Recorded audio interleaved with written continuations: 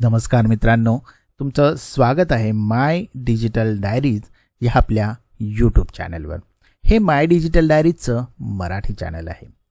आजपासून आपल्या या चॅनलवरती एक नवीन मालिका आपण सुरू करत आहोत, React.js. ह्या मालिकेमध्ये आपण रिॲक्ट टेक्नॉलॉजीचे कॉन्सेप्ट थोडक्यात मराठीमध्ये समजण्याचा प्रयत्न करणार आहोत. जर तुम्हाला रिॲक्ट डिटेलमध्ये शिकायचं असेल तर आपल्या इंग्लिश चॅनलवरती रिॲक्टची मालिका सुरू आहे. त्याची लिंक मी डिस्क्रिप्शनमध्ये देईल, ती नक्की पहा. त्यातले व्हिडिओ नक्की पहा. तिथे प्रॅक्टिकल एक्झाम्पलसुद्धा मी दिले आहेत. या चॅनलवरती आपण ते थोडक्यात समजण्याचा प्रयत्न करणार आहोत. चॅनलवर पुढे जाण्याआधी चॅनलवर जर नवीन असाल तर चॅनलला नक्कीच सबस्क्राईब करा आणि व्हिडिओ शेवटपर्यंत पहा. व्हिडिओ आवडल्यास व्हिडिओ लाईक आणि शेअर करायला विसरू नका. तुमचा फीडबॅक मला कमेंटद्वारे नक्की कळवा. चला तर मग सुरू करूया React.js.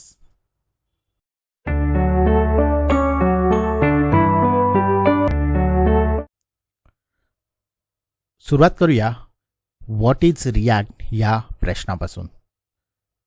React.js किंवा रिॲक्ट हे एक ओपन सोर्स जावास्क्रिप्ट लायब्ररी आहे. हे फेसबुकने डेव्हलप केले आहे आणि त्याचा उपयोग dynamic component based user interface तयार करण्यासाठी केला जातो. हे मुख्यतः वेब ॲप्लिकेशन बनवण्यासाठी वापरले जाते. एक लक्षात घेण्यासारखी गोष्ट आहे की रिॲक्ट नेटिव्ह हा रिॲक्टपेक्षा वेगळा आहे. तो एक वेगळा फ्रेमवर्क आहे. त्याचा उपयोग मोबाईल ॲप्स तयार करण्यासाठी केला जातो. आता बघूया रिॲक्ट कोणत्या रिअल टाईम समस्या सोडवतो. पहिलं म्हणजे UI कॉम्प्लेक्सिटी. मोठ्या आणि कॉम्प्लेक्स UI सहजपणे स्मॉल कंपोनेंट्समध्ये, छोट्या कंपोनेंट्समध्ये डिवाइड करता येतात. त्यामुळे डेव्हलपमेंट जलद आणि मेंटेन करणं सोपं होतं. दुसरं आहे परफॉर्मन्स बॉटलनेक. रिॲक्टचा व्हर्च्युअल डॉम ॲपचा परफॉर्मन्स सिग्निफिकंटली इम्प्रूव्ह करण्यासाठी आणि अननेसेसरी रेंडरिंग कामे कमी करण्यासाठी केला जातो. त्यानंतर स्टेट मॅनेजमेंट. वेब ॲपमध्ये डेटा खूप बदलत असेल तर रिॲक्टमध्ये हा डेटा फ्लो क्लीन आणि प्रेडिक्टेबल ठेवता येतो. Cross team collaboration. Component reuse करता येतात, त्यामुळे मल्टिपल टीम्स एकाच प्रोजेक्टमध्ये पॅरलल काम करू शकतात. येथे तुम्हाला डॅशबोर्डचे काही रिअल वर्ल्ड एक्झाम्पल दिसत आहेत, जसे की लाईव्ह स्टॉक प्राइसेस ॲप्लिकेशन किंवा सोशल मीडिया डॅशबोर्ड. या अशा ॲप्लिकेशनमध्ये इंटरॅक्टिव्ह डेटा ड्रिवन UI असतो. त्यामुळे रिॲक्टचा वापर करून खूप सोप्या पद्धतीने ते तयार करता येतात. तर ही आहे रिॲक्टबद्दलची मूलभूत माहिती, बेसिक माहिती. ते रिअल वर्ल्डमध्ये कोणत्या समस्या सोडवतं यावर एक छोटासा आढावा. चला आता समजूया की रिॲक्ट का वापरला जातो. Y react over vanilla JS आणि jQuery. JS आणि jQuery पेक्षा रिॲक्टचा वापर का जास्त केला जातो हे समजून घेऊया.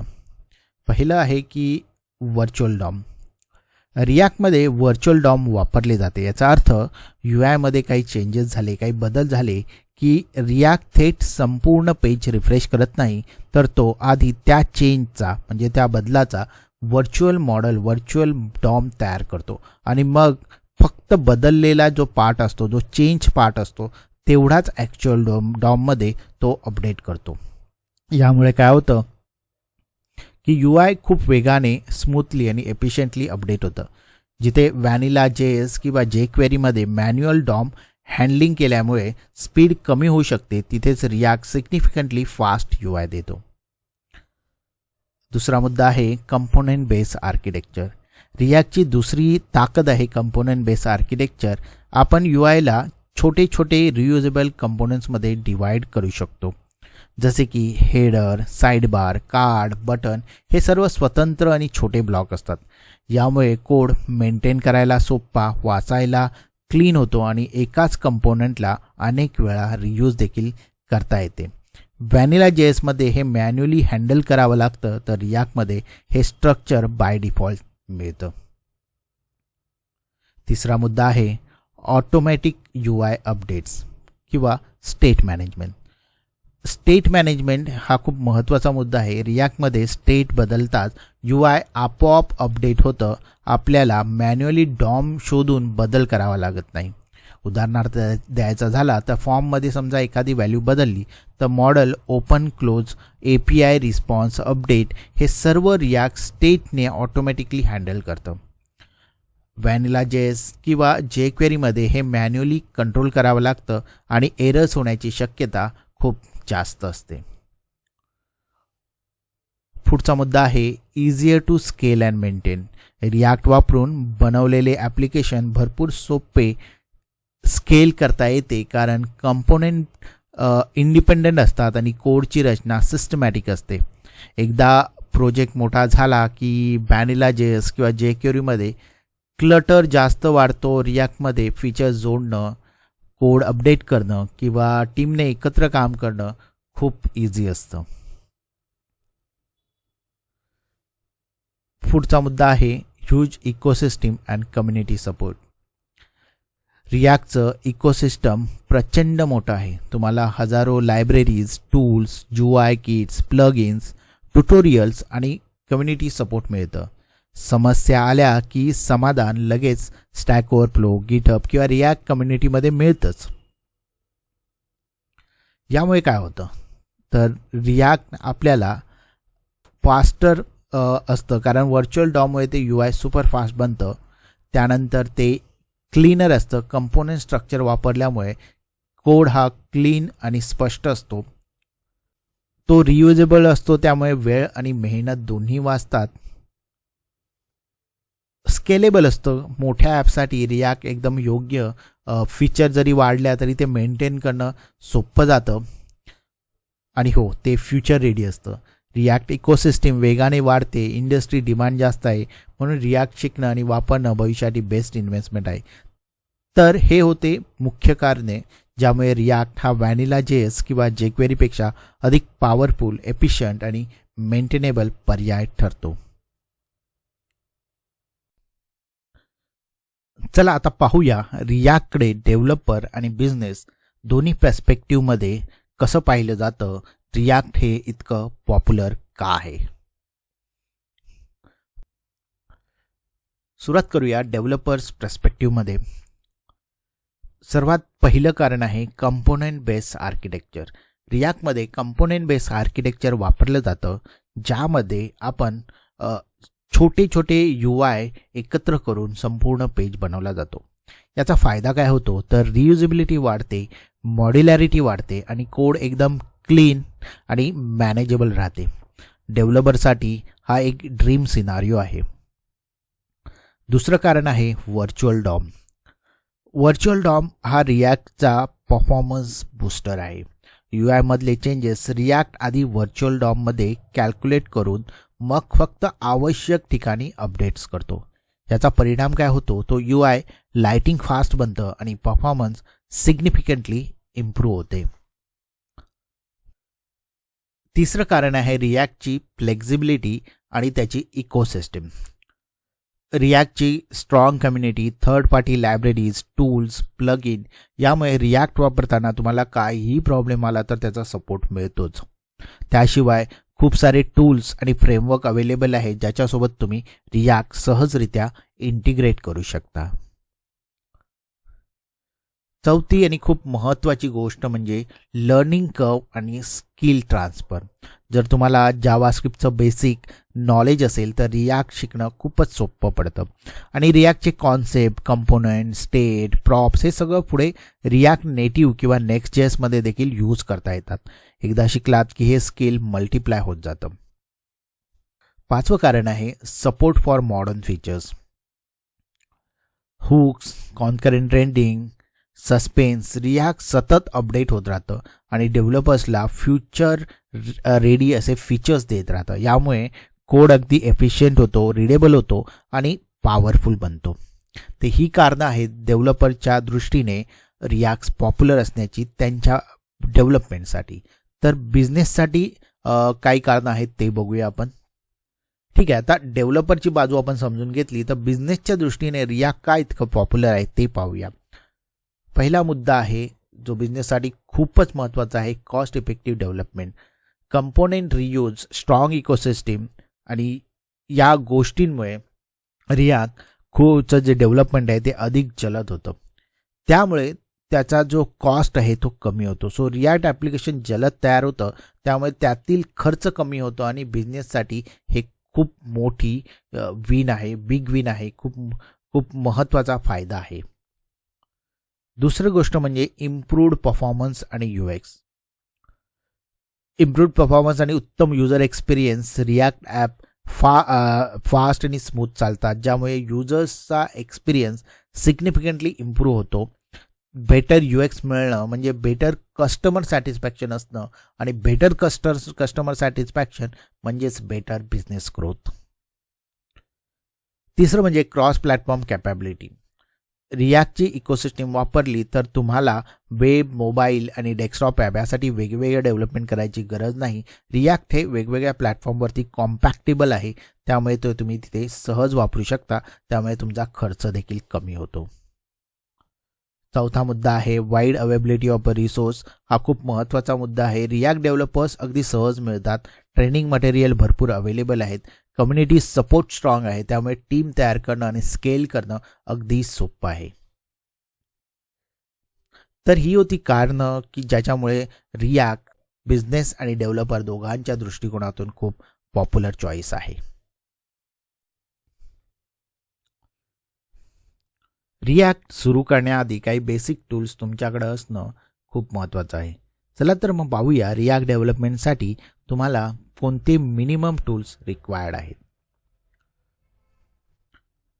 पहिलं टूल आहे कोड एडिटर, जे की अत्यंत गरजेचं टूल आहे. रियाक्ट प्रोजेक्टमधला सगळा कोड आपण कोड एडिटरमध्ये लिहितो आणि मॅनेज देखील करतो. सो व्हिज्युअल स्टुडिओ कोड हे तुम्हाला पाहिजेच आहे. VS कोड हे अत्यंत लाईट वेट आहे, त्यामुळे ते फास्ट देखील आहे. रियाक्ट डेव्हलपमेंटसाठी लागणारे भरपूर एक्सटेन्शन्स व्हिज्युअल स्टुडिओ कोडमध्ये अवेलेबल आहेत, त्यामुळेच डेव्ह कम्युनिटीसाठी हा सर्वात फेवरेट एडिटर मानला जातो. त्यानंतर दुसरा आहे JavaScript run time. JavaScript run time म्हणजेच Node.js.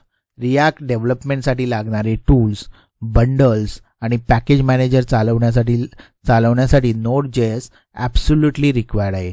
नोडशिवाय रियाक्ट प्रोजेक्ट क्रिएट करणं, रन करणं शक्यच नाही. नोड पॅकेज मॅनेजर देखील नोडसोबतच मिळतं, जे रियाक्ट वर्ल्डमध्ये खूप वापरलं जातं. पॅकेज मॅनेजर आत्ताच ज्याबद्दल आपण बोललो ते महत्त्वाचं टूल म्हणजे पॅकेज मॅनेजर. रियाक्ट इन्स्टॉल करायचं असेल, एक्सटर्नल लायब्ररीज ॲड करायच्या असतील किंवा डिपेंडन्सी मॅनेज करायच्या असतील तर तुम्ही NPM किंवा यार्न यापैकी काहीही वापरू शकता. दोन्ही पॉवरफुल आहेत आणि लार्ज स्केल प्रोजेक्टमध्ये हीच टूल वापरली जातात. चौथं टूल आहे जे अत्यंत महत्त्वाचं आहे ते म्हणजे ब्राउझर. रियाक्ट ॲप डेव्हलप करताना तुम्ही UI टेस्टिंग आणि डिबगिंग सतत करणार आहात. डिबगिंगसाठी तर ब्राउझर पाहिजेच आहे. क्रोम, फायरफॉक्स, सफारी कोणत्याही मॉडर्न ब्राउझरमध्ये हे तुम्हाला करता येतं, पण डेव्हलपर टूल्स मजबूत असल्यामुळे क्रोम किंवा फायरफॉक्स हे अधिक वापरलं जातं रियाक्ट डेव्हलपमेंटसाठी. तर हे झाले रियाक्ट सुरू करण्याआधी लागणारे बेसिक पण खूप महत्त्वाचे 4 tools: code editor, Node.js, package manager आणि ब्राउझर. हे सेटअप झालं की तुम्ही आरामात रियाक्ट शिकायला आणि प्रोजेक्ट बनवायला सुरुवात करू शकता. आधीच्या भागात आपण पाहिलं की रियाक्ट सुरू करण्यासाठी कोणते 4 टूल्स रिक्वायर्ड आहेत, मिनिमम रिक्वायर्ड आहेत. आता पाहूया असे कोणते टूल्स आहेत जे हायली रेकमेंड केले गेले आहेत तुमच्या रियाक्ट डेव्हलपमेंटसाठी. पहिलं आहे रियाक्ट डेव्ह टूल्स. सुरुवात करूया या रियाक्ट डेव्ह टूल्सपासूनच. क्रोम आणि फायरफॉक्ससाठी उपलब्ध असलेले हे एक्सटेन्शन तुम्हाला रियाक्ट कंपोनंट्सची हायरार्की, प्रॉप्स आणि स्टेट ब्राउझरमध्ये थेट पाहण्याची सुविधा देते, ऑप्शन्स देते. डिबगिंग जर जलद करायची असेल, सोपी करायची असेल, अचूक करायची असेल तर हे टूल सगळ्यात महत्त्वाचं आहे. त्यानंतर build tool, write or create React app.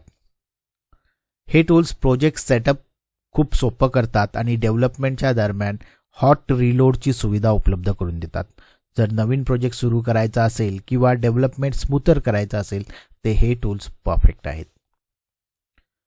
त्यानंतर व्हर्जन कंट्रोल, त्यासाठी तुम्ही गिटहब वापरू शकता. व्हर्जन कंट्रोलमुळे तुम्ही कोडमधील बदल ट्रॅक करू शकता, जुने वर्जन मॅनेज करू शकता, टीमसोबत सहज कोलॅबरेशन करू शकता. कोणत्याही प्रोफेशनल डेव्हलपरसाठी हे टूल मस्ट आहेत. त्यानंतर linting and formatting. Yes, lint plus prettier. तुमचा कोड स्वच्छ, क्लीन, कन्सिस्टंट आणि एरर फ्री ठेवायसाठी मी हे स्ट्रॉंगली रिकमेंड करेल की तुम्ही एसलिंट आणि प्रिटियर वापरा. हे टूल्स कोडिंग स्टँडर्ड इन्फोर्स करतात आणि फाईल्स ऑटोमॅटिकली फॉर्मॅट करतात. यामुळे तुम्ही फॉर्मॅटिंगवर वेळ न घालवता थेट क्वालिटी कोड लिहिण्यावर फोकस करू शकता. तरी हे होते हायली रेकमेंडेड टूल्सची यादी. रिॲक्ट डेव्हलपमेंट फास्टर, क्लीन आणि अधिक प्रभावी करण्यासाठी ही टूल्स आपण वापरायला हवीत. तर मित्रांनो, हा होता रिॲक्ट JS सिरीजमधील पहिला भाग.